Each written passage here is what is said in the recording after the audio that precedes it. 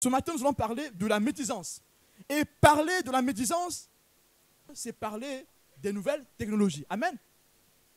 Avant, quand il y avait la médisance, quand il y avait la colportation, c'était le téléphone arabe, n'est-ce pas? Mais aujourd'hui, ce n'est plus le téléphone arabe. Aujourd'hui, c'est Internet. Aujourd'hui, ce sont les médias. Amen. Mais nous allons parler de l'impact des médias, de l'impact de la nouvelle technologie dans ce vice qui est la médisance. Amen. Nous allons parler de l'impact de nouvelles technologies dans ce vice au sein de l'Église, au sein des enfants de Dieu. Et ce message, c'est pour nous mettre en garde. Dieu veut nous mettre en garde ce matin afin que nous puissions faire attention sur les nouvelles technologies, afin que nous puissions les utiliser à bon escient. Amen. Et je pense en latin, il est dit « abusus non tolitusum ». L'abus n'exclut pas l'utilisation. L'abus d'une chose ne doit pas arrêter l'utilisation. Donc si les gens abusent des nouvelles technologies, ça ne doit pas nous freiner de les utiliser à bon escient. Amen. Et ce message ce matin va s'ancrer sur ce point, sur ces outils. Amen. Donc, la question se pose sur la médisance. Cette pratique qui est faite sur le dos du principal concerné. Et nous voyons que cette pratique peut être nuisible pour la victime. Cette pratique peut aussi devenir profitable pour la victime.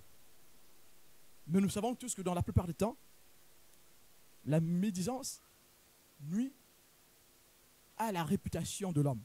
Amen. Mais pourquoi on ne s'empêche pas de médire quand on est prochain? Pourquoi?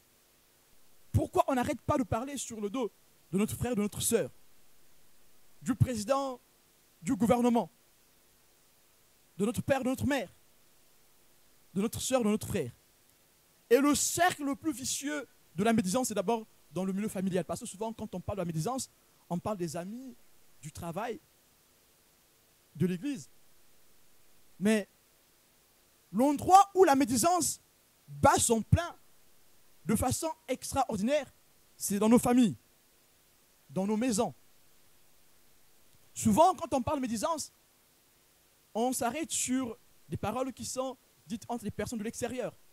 Mais l'endroit le plus vicieux pour nous, les enfants de Dieu, où la médisance bat son plein, c'est à la maison. Quand tu es avec tes enfants, quand tu es avec ton épouse, quand tu es avec tes frères, quand tu es avec tes parents, quand tu es avec tes cousins, c'est là que la médisance fait plus de ravages. Amen. Alors, et si en médisant, nous dévoilions simplement ce qui ne va pas chez nous? Et si c'était ça? Si en colportant des nouvelles, nous dévoilions simplement ce qui ne marche pas dans notre propre vie? Si en rabrouant les autres, si en condamnant les autres, nous dévoilions simplement ce que nous n'avons pas pu accomplir, si en critiquant ce que font les autres, si en dénigrant ce que sont les autres, nous ne manifestons juste pas une frustration qui est cachée en nous. Et cette chose peut arriver à n'importe qui. Amen. Et le pourquoi de ce message, vous allez me dire que mais ça paraît bizarre, on travaille sur le combat spirituel, mais ce thème, qu'est-ce qu'il vient faire dans le combat spirituel?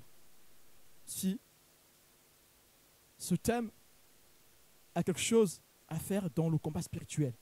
Parce que nous avons parlé au début, la première forme du combat que nous devons mener, c'est le combat intérieur. Celui qui peut mener le combat extérieur, c'est celui-là qui a déjà vaincu le combat intérieur. Le Christ l'a fait avant qu'il ne commence son ministère de façon publique. Il a vaincu le combat intérieur. Nous connaissons tous la tentation sur les monts Carental. Amen. Où il a jeûné pendant 40 jours. N'est-ce pas? Et puisqu'il a vaincu ce combat intérieur, alors le Christ pouvait être un bon guide. Amen. C'est le pourquoi de ce message. Nous devons faire très attention. La médisance touche toutes les sphères. Et si nous ne veillons pas, nous ne pourrons pas aider les autres. D'accord? Et quand nous voudrions aider les autres, ça ne sera pas dans le bon sens. Amen. Bien qu'ayant le Saint-Esprit. Bien qu'ayant le Saint-Esprit, nous devons réfléchir, nous devons accepter d'obéir à cette parole.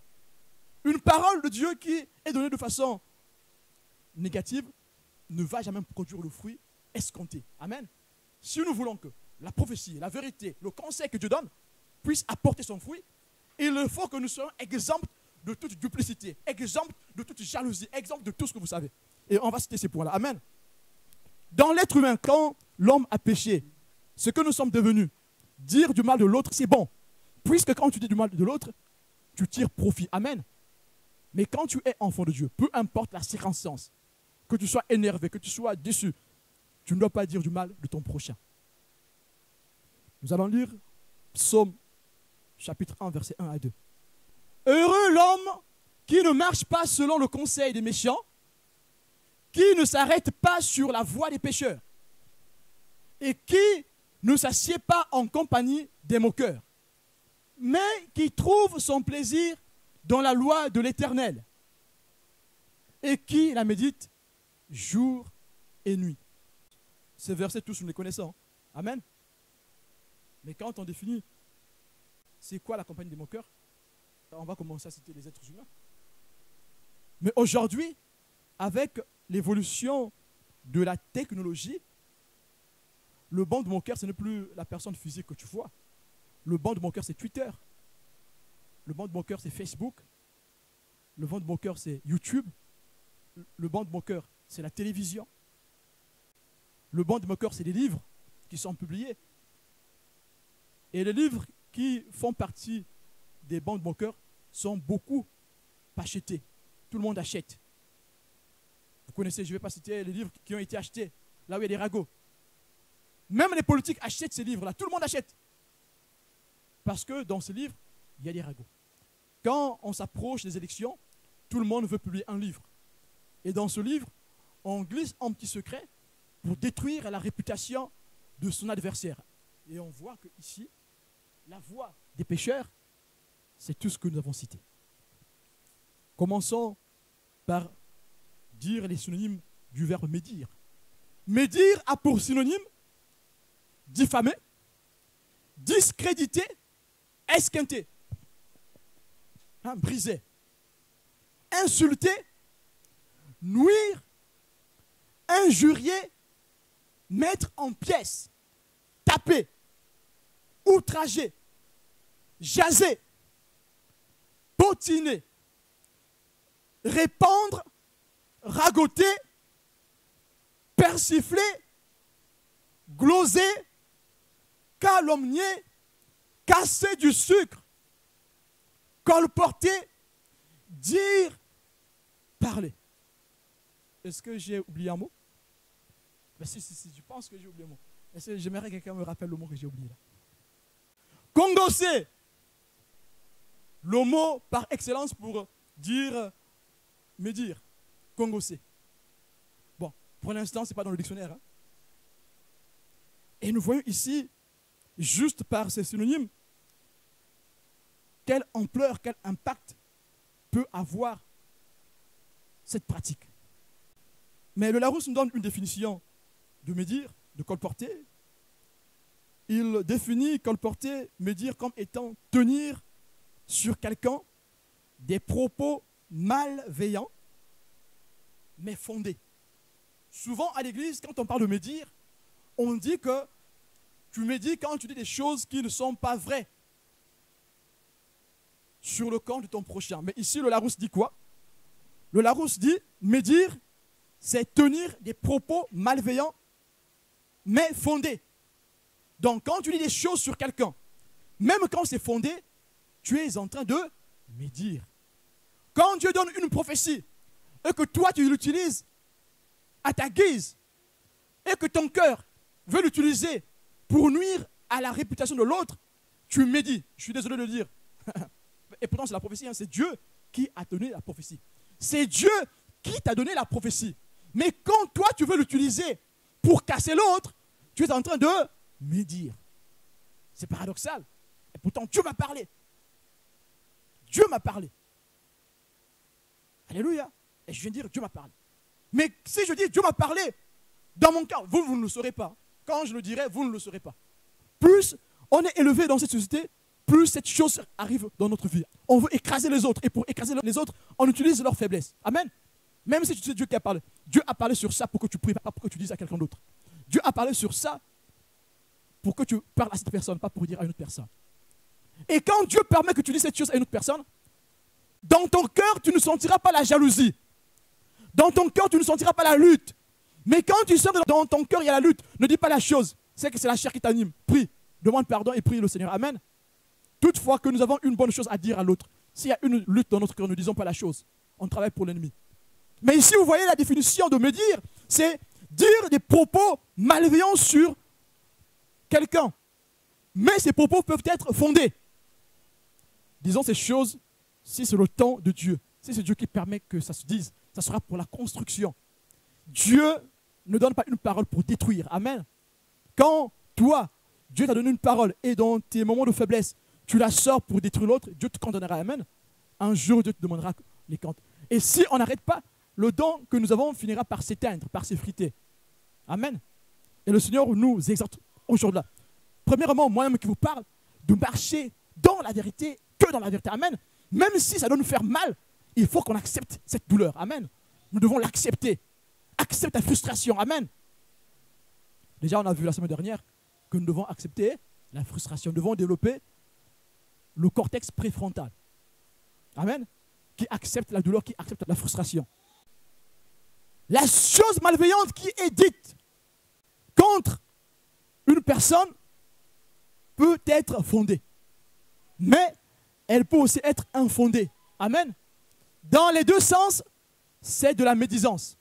Dans les deux sens, c'est de la médisance. Que la chose soit vraie ou fausse, c'est de la médisance.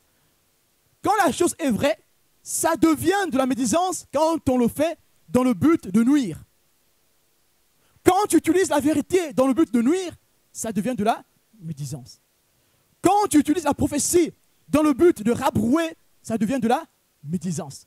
Quand tu utilises la parole de Dieu dans le but de ternir l'autre, ça devient de la médisance. Surtout pire encore quand le dos de la personne. Amen. Quand on le fait dans l'ombre de la personne, c'est encore plus grave. Médire, c'est révéler les défauts de quelqu'un avec l'intention de le nuire. Amen. Et pourtant, ces défauts sont vrais. Oui, cette personne a ses défauts. Mais est-ce que c'est le moment de les dire? Est-ce que c'est à cette personne de les dire? Est-ce que c'est à cette personne qu'il faut dire ces choses? Non. Quand tu le fais, alors tu deviens médisant. Et nous savons tous, le monde même sait que c'est un sentiment coupable. C'est une pratique coupable. Même quand nous savons tous que l'information est vérifiable, l'information est juste et fondée, mais puisque l'intention qui se cache derrière ce que nous disons est fausse et haineuse, est un sentiment de jalousie, alors ça devient de la médisance. Et le Seigneur donne une recommandation. Tite, chapitre 3, versets 1 à 2. Rappelle-leur d'être soumis aux magistrats et aux autorités, d'obéir, d'être prêt à toute bonne œuvre, de ne médire de personne, d'être pacifique, modéré, plein de douceur envers tous les hommes. Amen. Nous voyons ici que c'est une recommandation. Rappelle-leur de ne médire de personne. Amen. Et le Seigneur nous fait encore ce rappel à nous tous ce matin de ne médire de personne. Toutefois, qu'un sentiment de jalousie monte dans ton cœur, réprime ce sentiment. Ne te dis pas que non, tu es au-dessus de tout le monde, que toi, ça ne peut pas t'arriver. Le sentiment de haine, de jalousie, peut arriver à n'importe qui, à tout le monde. Amen.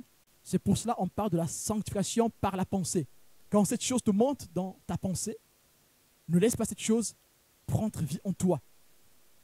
Il faut la réprimer tout de suite. Il faut l'arrêter. Plus tu feras ça, plus ces choses ne viendront plus en toi automatiquement. Amen. Mais comment la parole de Dieu définit la médisance? Nous avons vu comment le monde définit la médisance. Nous avons vu que même le monde sait que c'est une pratique coupable. D'habitude, quand on le fait, on regarde si l'autre n'est pas là. C'est déjà un sentiment de culpabilité. On regarde et on vient dire à l'oreille. Et l'autre aussi regarde, il va dire à l'oreille. Et ça se passe comme ça. Et au travail, parfois les collègues se lèvent pour voir si le chef n'est pas là. Il va vérifier, est-ce qu'il a, quand il n'est pas là, il revient maintenant tout doucement. Tu as vu ce qu'a fait le chef, tu as entendu? Et c'est de la médisance. La parole de Dieu définit la médisance dans Psaume chapitre 12, verset 3. On se dit des faussetés les uns aux autres. On a sur les lèvres des choses flatteuses. On parle avec un cœur double. Ici, nous avons une définition de la médisance. Médire, c'est parler avec un cœur double. Amen. Donc, quand tu sais que tu vas dire une chose à ton prochain, si tu sais que ton cœur est double, il y a la duplicité dans ton cœur, ne dis pas la chose, demande pardon. Amen. Si tu le fais, tu es un vrai enfant de Dieu. Les vrais enfants de Dieu, ce ne sont pas ceux qui sont parfaits. Ils sont trop forts pour faire des choses, non. Les vrais enfants de Dieu, ce sont ceux qui reconnaissent leurs fautes et qui ne laissent pas exprimer leurs membres. Amen. Ils doivent réprimer leurs membres, qui les empêchent d'aller de l'avant. Amen. Ce sont ceux-là les vrais enfants de Dieu. Maintenant, toi, si tu es pur, si tu es juste par toi-même, c'est ton problème. Mais moi, je sais une chose, c'est qu'un vrai enfant de Dieu, c'est celui qui reconnaît ses faiblesses, qui se reconnaît faible. Et il laisse Dieu le transformer, il s'abandonne. Comme le Seigneur vient de nous dire ce matin, nous devons nous abandonner. Si tu sais que cette pratique est ton partage, il faut que tu acceptes de souffrir. Tu refuses que cette chose monte en toi. Amen. Médire, c'est parler avec un cœur double. Médire, c'est dire avec ses lèvres des choses flatteuses. Ce mot ici a une connotation très spirituelle. On dit des lèvres des choses qui ne viennent pas du cœur. Des choses dont nous-mêmes nous savons que ce n'est pas vrai. Mais on le fait juste pour nuire à l'autre. On a sur les lèvres des choses flatteuses. Et flatteuse ici, nous allons voir dans la suite de ce message, le mot flatteur ici, c'est parce que nous manquons de quelque chose. Nous avons dit au début, et si en médisant, nous ne dévoilions que ce qui nous manque, ce qui ne va pas chez nous. Donc on va dire des paroles flatteuses pour être acceptés. On va développer cela. Mais arrêtons-nous sur la définition. Médire, c'est dire avec les lèvres des choses flatteuses. Médire, c'est dire des faussetés sur les autres. Amen. Psaume 41, verset 6 et verset 7. Mes ennemis disent méchamment de moi, quand mourra-t-il, quand périra son nom? Si quelqu'un vient me voir, il prend un langage faux. Il recueille des sujets de médire. Il s'en va et parle au dehors. Amen. Médire ici, c'est parler au dehors. Médire, c'est parler au dehors. Tu parles quand la personne n'est pas là. C'est là que tu parles, tu vérifies d'abord s'il n'est pas là, et c'est là que tu viens dire. Médire. Médire, c'est utiliser un faux langage. Amen. Donc ça peut être vrai. Hein? Le faux ici, ce n'est pas dans le sens où ce n'est pas vérifié. L'information est vérifiée, mais puisque tu l'utilises pour nuire, dans le but de la jalousie, de la comparaison, alors ça devient un faux langage. Médire, c'est dire des méchancetés. Amen. Pour causer quoi? Pour causer la ruine de l'autre. Amen. Nous avons aussi une autre définition dans Proverbes 26, versets 24 à 26. Par ses lèvres, celui qui est se déguise, et il met au-dedans de lui la tromperie. Donc, ici, médire, c'est de la tromperie. C'est tromper l'autre qui t'écoute. Voilà pourquoi nous avons vu au début, heureux l'homme qui ne marche pas en compagnie des moqueurs. Amen. Par ses lèvres, celui qui est se déguise. Médire, c'est un masque. Celui qui aime médire porte un masque. Il n'est pas vrai, mais ce masque finit par tomber un jour. Le masque de la médisance finira par tomber. Nous avons déjà défini les lèvres et nous voyons que dans cette personne, c'est la haine qui la pousse à médire. Amen. On va aussi lire, c'est très important, on va lire Luc chapitre 11, versets 53 à 54. Quand il fut sorti de là, les scribes et les pharisiens commencèrent à le presser violemment et à le faire parler sur beaucoup de choses, lui tendant des pièges pour surprendre quelques paroles sorties de sa bouche. Amen. Médire, c'est tendre un piège à l'autre. Médire, c'est épier l'autre. Si en toi tu as l'esprit pour épier les autres, tu cherches toujours des erreurs dans la vie des autres, tu veux toujours trouver un défaut chez les autres, tu épices ce qu'ils font, tu commences à vérifier comment ils s'habillent, tu vérifies. Ça, ce n'est pas la vérité. Amen. La vérité ne nous emmène pas à chercher la faute chez l'autre. Amen. Dans le fait d'épier l'autre, tu veux souvent trouver les erreurs dans ce que je dis. Tu veux souvent trouver les erreurs dans la façon que je parle. Tu me dis. Parce que quand tu trouveras l'erreur, tu finiras par aller dire à un autre. Ceux qui vont sur Internet pour chercher des informations, dès qu'ils trouvent une information, ils vont dire à qui? À tout le monde. Mais au départ, c'était pour te divertir. Je n'ai rien à faire, je suis dans le métro, je prends le téléphone, je commence à zapper Facebook. Souvent, les gens le font quand ils n'ont rien à faire, quand ils s'ennuient. Ils attendent le tram, le bus, ils sont au boulot, c'est la pause. Ils n'ont rien à faire. Mais lis ta Bible. Ton téléphone, tu peux l'utiliser pour lire la Bible. Au lieu de cultiver la parole de Dieu, tu cultives les ragots. Tu cultives le congossa. Les congosseurs n'hériteront pas le royaume des cieux. Et on voit ici que ça nous détruit. Ça épuise notre énergie. Tu ne peux pas, après avoir scrollé Facebook avec les mauvaises nouvelles, surtout les mauvaises images aussi, et après prier sincèrement, c'est pas possible. Ta prière serait une prière de culpabilité. Puisque tu sens coupable, tu dis il faut que je prie. Mais il faut que tu pries. Et donc tu vas commencer à prier. Ta prière ne sera pas efficace. Et aujourd'hui, tous les médias nous poussent au congossa. Voilà pourquoi nous devons les fuir. Nous devons fuir les médias. Allons vers les technologies que nous pouvons maîtriser. Facebook, tu peux maîtriser Facebook. YouTube, tu peux maîtriser YouTube. Parce que c'est toi qui choisis ce que tu veux regarder. Et tu sais que tu ne dois pas passer tout ton temps à regarder n'importe quoi. Et tu fuis n'importe quoi. Fuis la compagnie des moqueurs. Fuis. Si tu étais addict à Facebook, lâche. Parfois, on fait le comme ça dans les choses de Dieu. Tu vas sur Internet pour écouter ceux qui chantent bien et ceux qui ne chantent pas bien. Ça aussi, c'est le comme ça. Tu vas sur Internet pour vérifier, pour comparer ceux qui dansent bien et ceux qui ne dansent pas bien. C'est aussi le Congo ça. Les congosseurs n'hériteront pas le royaume des cieux. Les colporteurs n'hériteront pas le royaume des cieux. On me dit par comparaison, on ne se sent pas aimé parfois, donc on arrive à me dire, dans une famille, tu vois que les parents aiment plus X et toi on ne t'aime pas beaucoup, tu vas commencer à dévoiler les défauts de ton frère, ce que ton frère a fait dans la rue, tu vas aller le dire, hein, la délation, et il y aura une ambiance délétère dans la maison. Amen. Souvent la délation, la médisance vient parce qu'on ne se sent pas assez aimé. Et donc pour qu'on nous aime, on va essayer de parler du mal des autres, de descendre les autres, de casser les autres. Parfois c'est par jalousie qu'on arrive à médire. L'autre aime prier, toi tu n'aimes pas prier, et quand l'autre prie, tu l'appelles maintenant, oh, lui là c'est un super spirituel, c'est un TTS. Oui. Donc nous avons dit au départ, peut-être qu'elle a pratiqué cette chose des voiles, c'est qu'il ne va pas chez toi. Mais pour cette personne qui aime critiquer ceux qui prient, ben, c'est que cette personne n'aime pas prier. Et vous allez voir les personnes qui disent ça, ce sont des personnes qui ne prient pas. Ils prient pour manger, il est très fort pour manger quand il prie. Il prie pour dormir, c'est juste là. Mais prendre un moment dans la prière, il peut faire un an sans le faire. Amen. Et nous voyons que là, c'est le simple congossa, parce que la personne ne se sent pas capable de faire comme l'autre. Amen. L'autre est très intelligent, mais toi tu le critiques parce que tu n'es pas intelligent. Sois aussi intelligent, tu peux devenir intelligent. Hein. Tu prends les bouquins, tu commences à les lire. L'autre est très cultivé. Non, toi ça te commence à te déranger. Ah, mais l'autre aussi, il aime trop se gonfler, il aime tout montrer, c'est lui qui connaît toute la Bible. Quoi. Ouais, mais lis ta Bible, comme ça tu seras comme lui. Amen.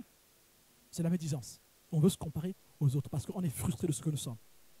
Si tu es frustré, va vers le Père, il va te réconforter. Prie. Souvent, parfois, hein, l'autre là, il est très éloquent. Il dit, oh, mais lui, il aime trop se montrer. Mais non, il ne se montre pas, il parle comme ça. Dieu l'a béni. Maintenant, tu peux aussi faire des cours hein, pour parler comme lui. Ça se fait. Hein. Tu peux aussi te battre. Amen. Et c'est rentré sur l'église, hein, l'autre est très prospère. C'est fini. On dit, oh, mais lui, il fait de la magie. Parce qu'un chrétien ne peut pas être prospère aussi prospère que celui-là. C'est le Congo, ça. Bosse. Toi, tu pourras devenir riche. C'est pas un péché. Mais travaille. Sois déjà en contact avec Dieu.